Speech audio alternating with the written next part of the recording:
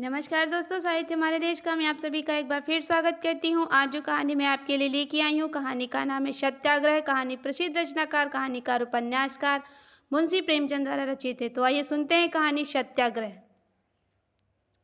His excellency viceroy Banaras आ रहे थे। सरकारी कर्मचारी छोटे से बड़े तक उनके स्वागत की तैयारियां कर रहे थे। इधर कांग्रेस ने शहर में हड़ताल मना की सूचना दे दी थी, जिससे कर्मचारियों में बड़ी हलचल थी। कर्मचारियों की सिरतोड़ कोशिश थी कि हड़ताल ना होने पाए, मगर कांग्रेसियों की धुन थी कि हड़ताल हो और ज़रूर हो। इस बार दोनों की परीक्षा की जाए कि मैदान किसके हाथ में रहता है। घोड़े पर सवार मजिस्ट्रेट सुबह से शाम तक दुकानदारों को धमकियां देता फिरता था। एक एक को जेल में बंद करवा दूंगा, बाजार लुटवा दूंगा, यह करूंगा, वह करूंगा। दुकानदार हाथ बांधकर कहते, हुजूर इन्हीं कांग्रेस वालियों को समझाएं, हमारे ऊपर बड़ा एहसान करें। राजा हरनंदन साहब, राजा लालचंद और खां बहादुर मौलवी महमूद अली तो कर्मचारियों से भी ज़्यादा बेचैन थे। मजिस्ट्रेट के साथ साथ अकेले भी बड़ी कोशिश करते थे। अपने मकान पर बुलाकर दुकानदारों को समझाते, अनुनय विनय करते, आंखें दिखाते, इक्के बग्घी वालों को धमकाते, मजदूरों से खुशामद करते। पर कांग्रेस की मुट्ठी भर आदमियों का ऐसा आतंक छाया कि कोई उनकी सुनता ही ना था। यहाँ तक कि पड़ोस की कुंजड़ी ने भी निर्भय होकर कह दिया, हुजूर चाहे मार डालो पर दुकान ना खुलेगी, नाक ना कटवाऊंगी। सबसे बड़ी चिंता यह थी कि कहीं पंडाल बनाने वाले मजदूर, बढ़ई, लोहार वगैरह काम ना छोड़ दें, नहीं तो अनर्थ हो जाएगा। राय साहब ने कहा, हुजूर दूसरे शहर से दुकानदार बुलवाएं और एक बाजार अलग खोलें। खां साहब ने फरमाया, वक्त इतना कम रह गया है, दूसरा बाजार तैयार नहीं हो सकता। हुजूर कांग्रेस वालों को गिरफ्तार कर लें या उनके जायदाद जब्त कर लें, फिर देखिए कैसे काबू में नहीं आते हैं। राजा साहब बोल पड़े, पकड़ धकड़ से तो ये लोग और भी झल्ला जाएंगे। कांग्रेस में से हुजूर कहें कि तुम हड़ताल बंद कर दो तो सबको सरकारी नौकरी दी जाएगी। इसे अधिकांश बेकार लोग भरे पड़े हैं, या प्रलोभन पाते ही फूल उठेंगे। मगर मजिस्ट्रेट को कोई भी राय ना जची। यहाँ तक कि वायसराय के आने के 3 ही दिन शेष रह गए थे। आखिर राजा साहब को एक युक्ति सूझी, क्यों ना हम लोग भी नैतिक बल का प्रयोग करें। आखिर कांग्रेस वाले धर्म और नीति के नाम पर ही तो यह तुमर बांधते हैं। हम लोग भी उन्हीं का अनुकरण करें और शेर को उसकी ही मानने पछाड़ें। ऐसा कोई आदमी पैदा करना चाहिए जो व्रत करे और कि दुकान ना खुले तो मैं प्राण दे दूंगा। यह जरूरी है कि वह ब्राह्मण हो, और ऐसा जिसको शहर के लोग मानते हों, आदर करते हों। अन्य सहयोगियों के मन में भी यह बात बैठ गई। उछल पड़े।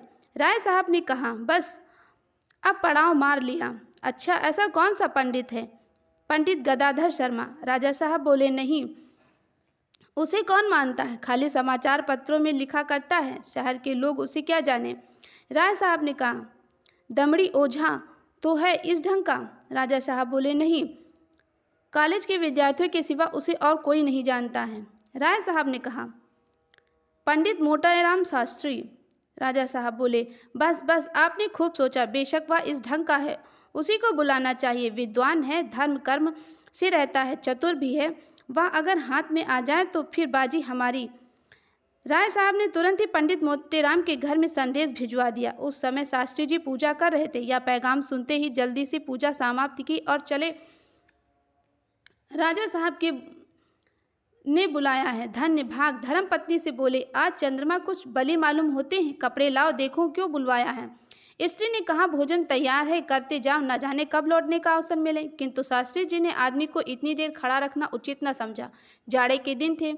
हरी बनात की अचकन पहनी, जिस पर लाल जाफ लगी हुई थी। गले में एक जरी दुपट्टा डाला, फिर सिर पर बनारसी साफा बांधा, लाल चौड़े किनारे की रेशमी धोती पहनी और खड़ाऊ पर चले।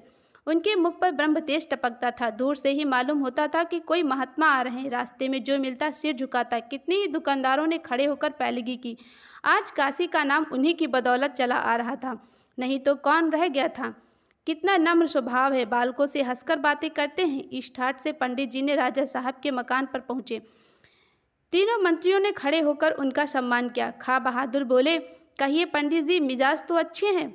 वल्लाह, आप नुमाइश में रखने के काबिल आदमी हैं। आपका वजन तो 10 मन से कम ना होगा।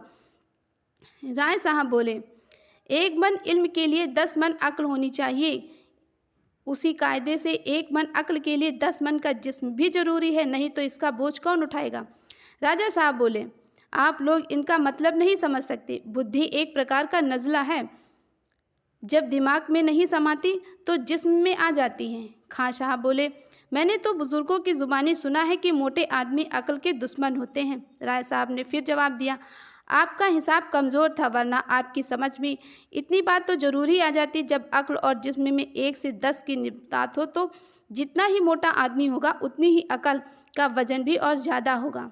राजा साहब बोले, इससे यह साबित होता है कि जितना मोटा आदमी उतनी ही मोटी उसकी अकल। मोटेराम शास्त्री ने कहा, जब मोटी अकल के बदौलत राज दरबार में पूछ होती है तो मुझे पतली अकल लेकर क्या करना है। हास परिहास के बाद राजा साहब ने वर्तमान समस्या पंडित जी के सामने उपस्थित की और उनके निवारण का जो उपाय सोचा था वह भी प्रकट किया। बोले, बस यह समझ लीजिए कि इस साल आपका भविष्य पूर्णतः हमारे हाथों में है। शायद किसी आदमी को अपने भाग्य निर्णय का ऐसा महत्वपूर्ण अवसर ना मिला होगा। हड़ताल ना हुई और तो कुछ नहीं कह सकते हैं। आपको जीवन भर आपके दरवाजे जाने की ज़रूरत ना पड़ेगी। बस कोई व्रत ठानिए, शहर वाले थर्रा उठें। कांग्रेस वालों ने धर्म की आड़ लेकर इतनी शक्ति बढ़ाई है, बस ऐसी कोई युक्ति निकालिए कि जनता के धार्मिक भाव को चोट पहुँचे। मोटेराम शास्त्री ने गंभीर भाव से उत्तर दिया, यह तो कोई ऐसा कठिन काम नहीं है। मैं तो ऐसे अनुष्ठान कर सकता हूँ कि आकाश से जल की वर्षा करा दूँ, मरी के प्रकोप को भी शांत कर दूँ, अन्न का भाव बढ़ा घटा दूँ। कांग्रेस वालों को परास्त कर देना कोई बड़ी बात नहीं है। अंग्रेजी पढ़े लिखे महानुभाव समझते हैं कि जो काम हम कर सकते हैं वह कोई नहीं कर सकता, पर गुप्त विद्याओं का उन्हें ज्ञान नहीं है। खां साहब ने कहा, तब तो जनाब यह कहना चाहिए कि आप दूसरी खुदा हैं। हमें क्या मालूम था कि आप में कुदरत है, नहीं तो इतने दिनों तक क्यों परेशान होते। मोटेराम शास्त्री बोले, साहब मैं गुप्त धन का पता लगा सकता हूँ, पितरों को बुला सकता हूँ, केवल गुण ग्राहक चाहिए। संसार में गुणियों का अभाव नहीं है, गुणाज्ञों का अभाव है। गुण ना रिहानो, गुण गाहक रिहानो है। राजा साहब बोले, भला इस अनुष्ठान के लिए आपको क्या भेंट करना होगा। मोटेराम शास्त्री बोले, जो कुछ आपकी श्रद्धा हो।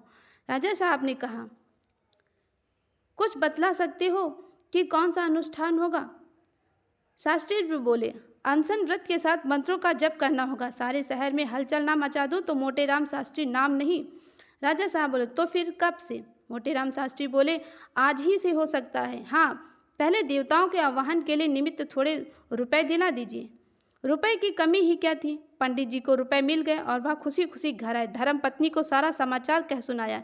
उसने चिंतित होकर कहा, तुमने नाहक ही यह रोग सिर पर ले लिया। भूख ना बर्दाश्त हुई तो सारे शहर में भद्दी हो जाएगी, लोग हंसी उड़ाएंगे। रुपए लौटा दो। मोटेराम शास्त्री जी ने आश्वासन देते हुए पत्नी से कहा, भूख कैसे ना बर्दाश्त होगी। मैं ऐसा मूर्ख थोड़ी हूँ कि यूं ही जा बैठूंगा। पहले मेरे भोजन का प्रबंध करो। अमृतियाँ, लड्डू, रसगुल्ले मंगवाओ, पेट भर भोजन कर लो। फिर आधा सेर मलाई रखाऊंगा, इसके ऊपर आधे सेर बादाम की तह जमाऊंगा।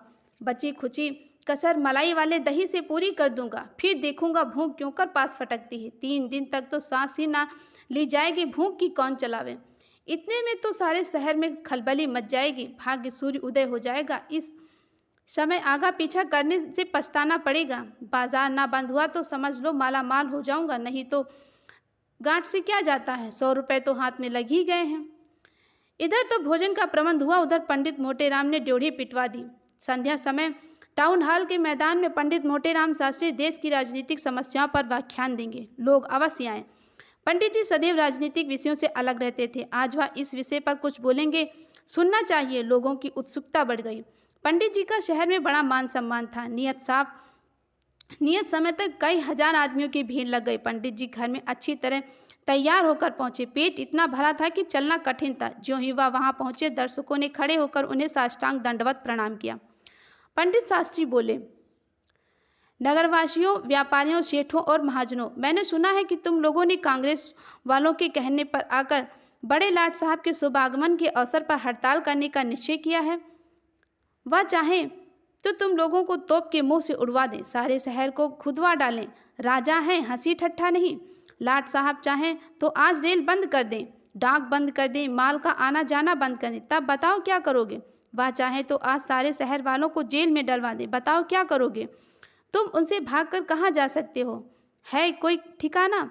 इसलिए जब इस देश में और उन्हीं के अधीन रहना है तो इतना उपद्रव क्यों मचाते हैं? याद रखो, तुम्हारी जान उनकी मुट्ठी में है। ता उनके कीड़े फैला दें तो सारे नगर में हाहाकार मच जाएगी। तुम झाड़ू से आंधी को रोकने चले हो? खबरदार, जो किसी ने बाजार बंद किया, नहीं तो कह देता हूँ यहीं अन्न जल बिना प्राण दे दूंगा। एक आदमी ने शंका की, महाराज, आपके प्राण निकलते निकलते महीने भर से कम ना लगेगा, 3 दिनों में क्या होगा? मोटेराम शास्त्री गरज कर बोले, प्राण शरीर में नहीं रहता, ब्रह्मांड में रहता है। मैं चाहूँ तो योग बल से अभी प्राण त्याग कर सकता हूँ। मैंने तुम्हें चेतावनी दी है, अब तुम जानो तुम्हारा काम जाने। मेरा कहना मानोगे तो तुम्हारा कल्याण होगा और ना मानोगे तो हत्या लगेगी। संसार में कहीं मुंह दिखाने लायक ना रह सकोगे। बस या लो, मैं यही आसन जमाता हूँ।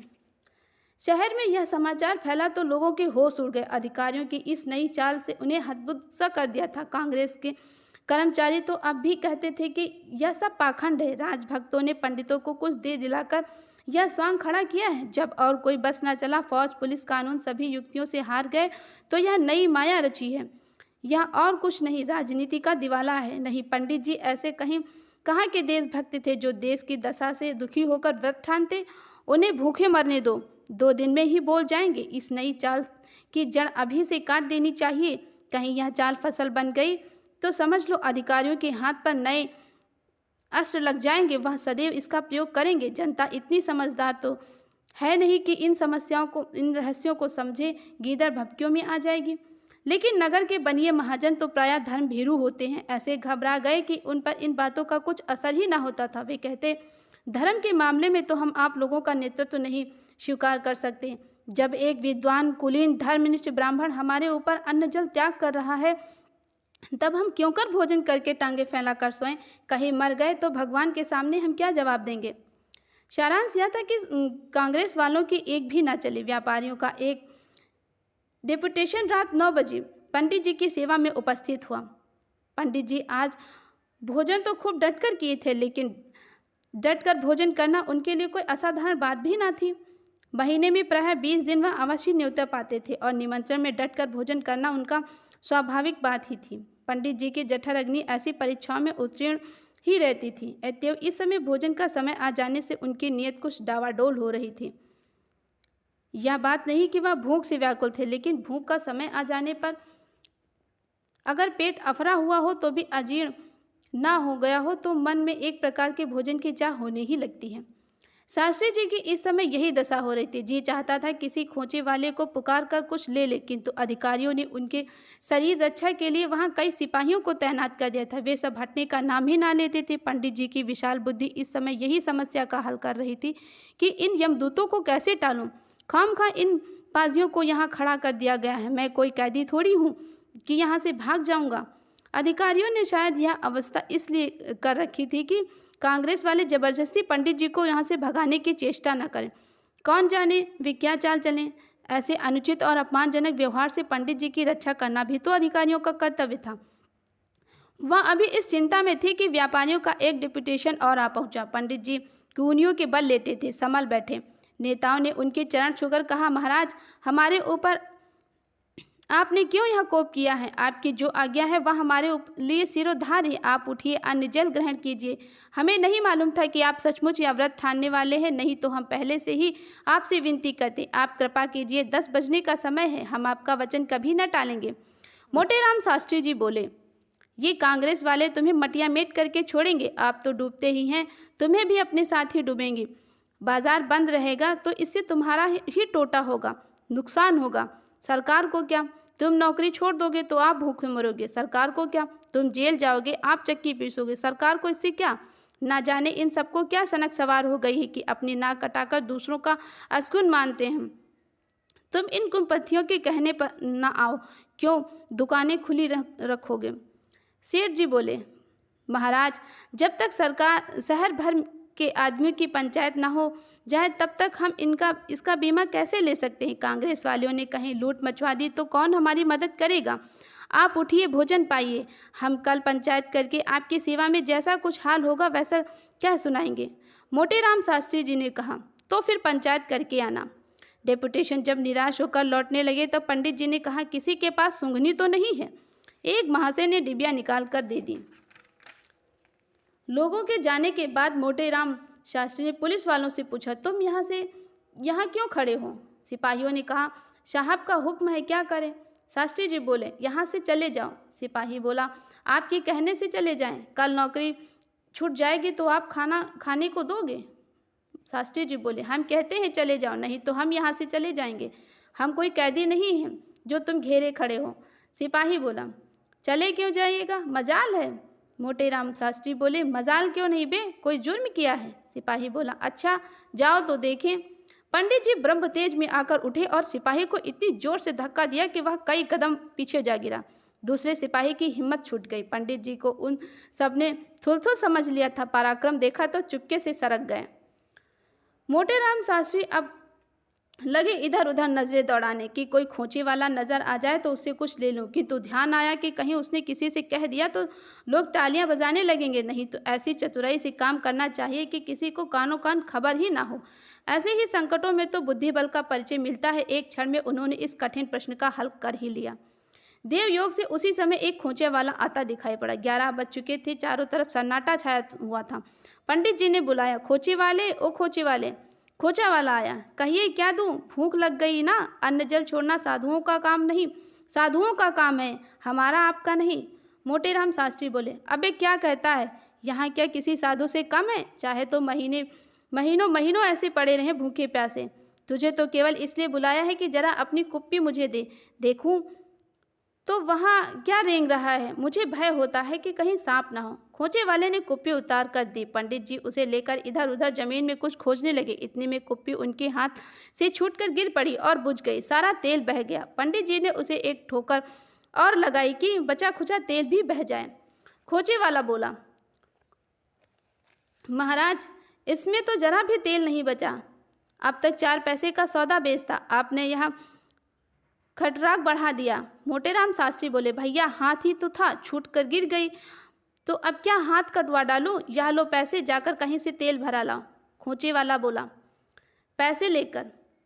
तो अब तेल भरा कर मैं यहाँ थोड़े ही आऊँगा। शास्त्री जी बोले, अरे खोचा रखे जाओ, लपक कर थोड़ा तेल ले आओ, नहीं तो मुझे कोई सांप काट लेगा तो तुम्हें हत्या लगेगी। कोई जानवर है जरूर, देखो वहाँ रेंगता है, गायब हो गया। दौड़ो जाओ पट्ठे, तेल लेते आओ, मैं तुम्हारा खोचा देखते रहूँगा।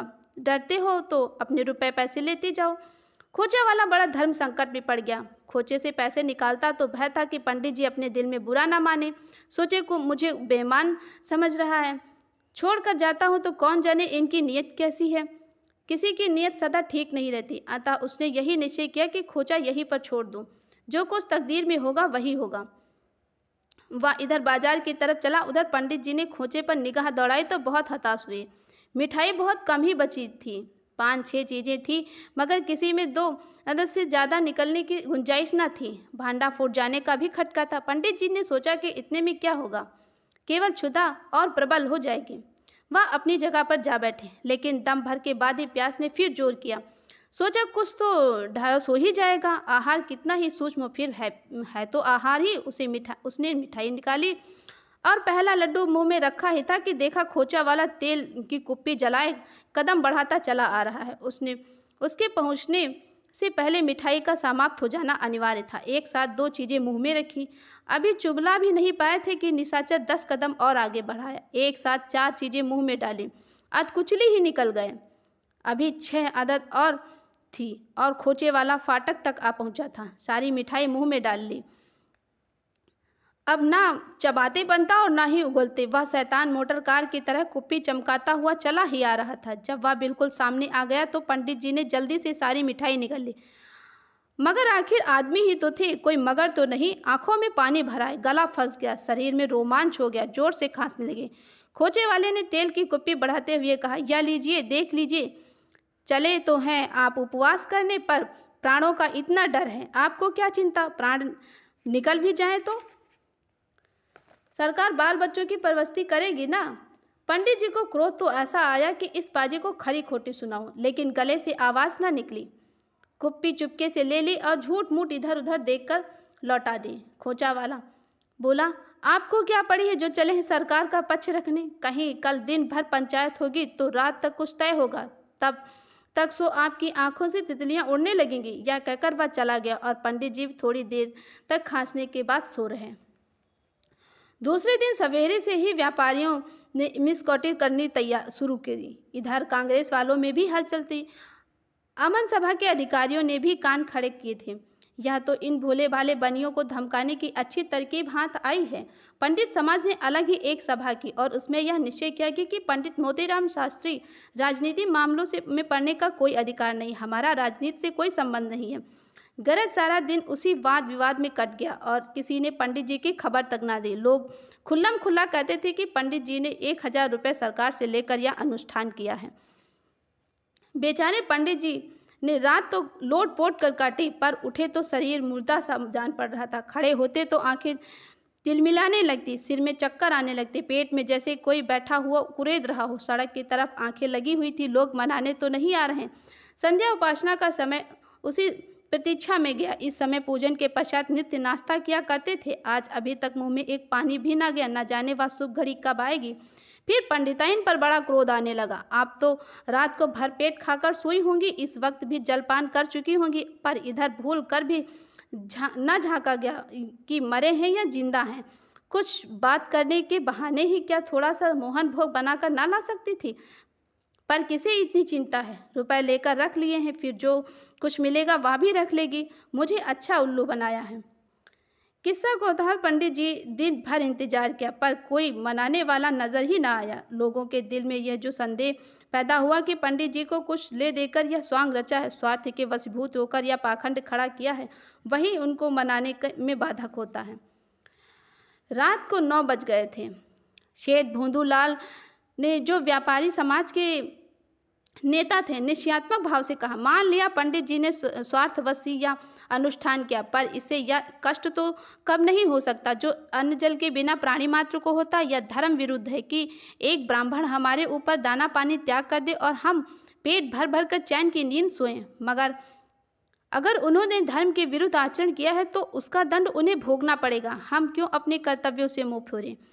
कांग्रेस के मंत्री ने दबी हुई आवाज में कहा, मुझे तो कुछ कहना था वह मैं कह चुका हूँ। आप लोग समाज के अगुआ हैं, जो फैसला कीजिएगा हमें मंजूर है। चलिए मैं भी आपके साथ चलता हूँ, धर्म का कुछ अंश मुझे भी मिल जाएगा। पर एक विनती है, वह सुन लीजिए। आप लोग पहले मुझे वहाँ जाने दीजिए, मैं एकांत में उनसे 10 मिनट बातें करना चाहता हूँ। आप लोग फाटक पर खड़े रहिएगा, जब मैं वहाँ से लौट आऊँ तो फिर आप जाइएगा। इसमें किसी को कोई आपत्ति तो नहीं हो सकती। प्रार्थना उनकी स्वीकृत हो गई। मंत्री जी पुलिस विभाग में बहुत दिनों तक रह चुके थे, मानव चरित्र की कमजोरियों को भी अच्छी तरीके से जानते थे। वह सीधे बाजार गए, 5 रुपए की मिठाई ली, उसमें मात्रा से अधिक सुगंध डालने का प्रयत्न किया, चांदी का वरक लगवाया और एक दोने के लिए रूठे हुए ब्रह्मदेव की पूजा करने चल दिए। एक झज्झर में ठंडा पानी लिया, उसमें केवड़े का जल मिलाया। दोनों ही चीज़ों की खुशबू की लपटें उड़ रही थी। सुगंध में कितनी उत्तेजित शक्ति थी यह कौन जानता। इसे बिना भूख की भी भूख लग जाती, भूखे आदमी की तो बात ही क्या थी। पंडित जी इस समय भूमि पर अचेत पड़े हुए थे। रात को कुछ नहीं मिला। 10-5 छोटी मोटी मिठाइयों का क्या जिक्र करूं। दोपहर को कुछ नहीं मिला। इस वक्त भी भोजन की बेला टल चुकी थी। भूख में अब आशा की व्याकुलता नहीं, निराशा की शिथिलता थी। सारे अंग ढीले पड़ गए थे, यहाँ तक कि आंखें भी ना खुल रही थी। उन्हें खोलने की बार बार चेष्टा करते थे, पर वे अपने आप ही बंद हो जाती थी। ओठ सूख गए थे, जिंदगी का कोई चिन्ह न था, तो बस उनके धीरे धीरे कराहना। ऐसा संकट इनके ऊपर कभी ना पड़ा था। अपच की शिकायत तो उन्हें महीने में 2-4 बार हो जाती थी, जिसे वह हाड़ की आदि की फंकियाँ करके उसे शांत कर लेते थे। पर अपच की अवस्था में भी ऐसा कभी न हुआ कि उन्होंने भोजन छोड़ दिया हो। नगर वासियों को, अमन सभा को, सरकार को, ईश्वर को, कांग्रेस को और अपनी धर्म पत्नी को जी भर को इस समय पंडित जी कोस रहे थे। अब इतनी शक्ति भी ना रही थी कि वह स्वयं खड़े होकर बाजार जा सके। और निश्चय हो गया कि आज रात को अवश्य उनके प्राण पखेरु उड़ जाएंगे। मंत्री जी ने पुकारा, शास्त्री जी। मोटेराम शास्त्री ने पड़े पड़े आंखें खोल दी। उसमें ऐसी करुण वेदना भरी हुई थी कि जैसे किसी बालक के हाथ में कौवे मिठाई छीन ले गए हों। मंत्री जी ने दोने की मिठाई सामने रख दी और झज्झर का कुल्हड़ भी औंधा कर दिया। इस काम को सूचित होकर बोले, यहाँ कब तक पड़े रहिएगा। सुगंध से पंडित जी की इंद्रियों में संजीवनी का काम किया। पंडित जी उठ बैठे और बोले, देखो देखो कब तक निश्चय होता है। मंत्री जी ने कहा, यहाँ कुछ निश्चय विषय ना होगा। आज दिन भर पंचायत हुई है, कुछ तय ना हो पाया है। कल कहीं शाम को लाट साहब आएंगे, तब तक तो आपकी ना जाने क्या दशा होगी। आपका चेहरा तो बिल्कुल पीला पड़ गया है। मोटेराम शास्त्री ने कहा, यही मरना बदा होगा तो कौन टाल सकता है। इस दोने में कलाकंद है क्या? मंत्री जी बोले, हाँ, तरह तरह की मिठाइयाँ हैं। एक नातेदार के यहाँ बैना भिजवाने के लिए विशेष रीति से बनवाई है। शास्त्री मोटेराम बोले, जब भी इसमें इतनी सुगंध आ रही है, जरा दोना खोलिए तो। मंत्री जी ने मुस्कुरा कर दोना खोल दिया। पंडित जी के नेत्रों में मिठाई खाने लगी, मुंह में पानी भर आया। मंत्री जी ने कहा, आपका व्रत ना होता तो 2-4 मिठाई आपको भी चखाता। 5 रुपये सेर के दाम से लाया हूँ। मोटेराम बोले, तब तो बहुत ही श्रेष्ठ होगी। मैंने तो बहुत दिन हुए कलाकंद खाया ही नहीं। मंत्री जी ने कहा, आपने तो बैठे बैठा झंझट मोल ले लिया। प्राण ही ना रहेंगे तो धन किस काम आएगा। मोटेराम बोले, क्या करूं, फंस गया। मैं इतनी मिठाई का जलपान कर जाता, हाथ से मिठाइयों को टटोल कर। भोला की दुकान की होंगी। मंत्री जी, चखिए तो 2-4। मोटेराम, अरे क्या चखूं, धर्म संकट में पड़ा हूँ। मंत्री जी ने कहा, अजी चखिए भी। इस समय जो आनंद प्राप्त होता वह लाख रुपए में भी नहीं मिल सकता। कोई किसी से कहने थोड़ी जाता है। मोटेराम शास्त्री, मुझे किसका भय है। मैं यहाँ दाना पानी के बिना मर रहा हूँ और किसी को मेरी परवाह भी नहीं है, तो फिर मुझे क्या डर है। लाओ इधर दोना बढ़ाओ। सबसे कह देना शास्त्री जी ने व्रत तोड़ दिया। भाड़ में जाए बाजार और व्यापार, यहाँ किसी की चिंता नहीं है। जब धर्म नहीं रहा तो मैंने ही धर्म का बीड़ा थोड़े ही उठा रखा है। यह कहकर पंडित जी ने दोना अपनी तरफ खींचा और लगे हाथ बढ़ा बढ़ा कर मारने। यहाँ तक कि पल भर में आधा दोना समाप्त हो गया। सेठ लोग आकर फाटक पर खड़े थे। मंत्री जी ने जाकर कहा, जरा चलकर देखिए तमाशा। आप लोगों को ना बाजार खोलना पड़ा और ना ही खुशामद करनी पड़ी। मैंने सारी समस्या हल कर दी है। यह कांग्रेस का प्रताप है। चांदनी छिटकी हुई थी। लोगों ने आकर देखा पंडित जी मिठाई ठिकाने लगा रहे थे। वैसे ही तन्मय हो रहे थे जैसे कोई समाधि में मग्न हो। भोंदूलाल ने कहा, पंडित जी चरण छूता हूँ। हम लोग तो आ ही रहे थे, आपने क्यों इतनी जल्दी की। ऐसी जुगत बताते कि आपकी प्रतिज्ञा भी ना टूटती और कार्य भी सिद्ध हो जाता। मोटेराम शास्त्री जी बोले, मेरा कार्य सिद्ध हो गया। यह अलौकिक आनंद है जो धन के ढेरों से प्राप्ति में भी नहीं प्राप्त हो सकता। अगर कुछ श्रद्धा ही है तो उसी दुकान से इतनी ही मिठाई और मंगवा दो। तो आपको कहानी कैसी लगी हमें ज़रूर बताएं। अगर आप हमारे चैनल पर नए हैं तो हमें लाइक सब्सक्राइब करें, बेल आइकन प्रेस करें ताकि हमारी वीडियो आप तक सबसे पहले पहुंचे। मैं मिलूंगी आपको एक नए वीडियो में नई कहानी के साथ। तब तक के लिए खुश रहिए, स्वस्थ रहिए, मस्त रहिए, साहित्य हमारे देश का सुनते रहिए। धन्यवाद।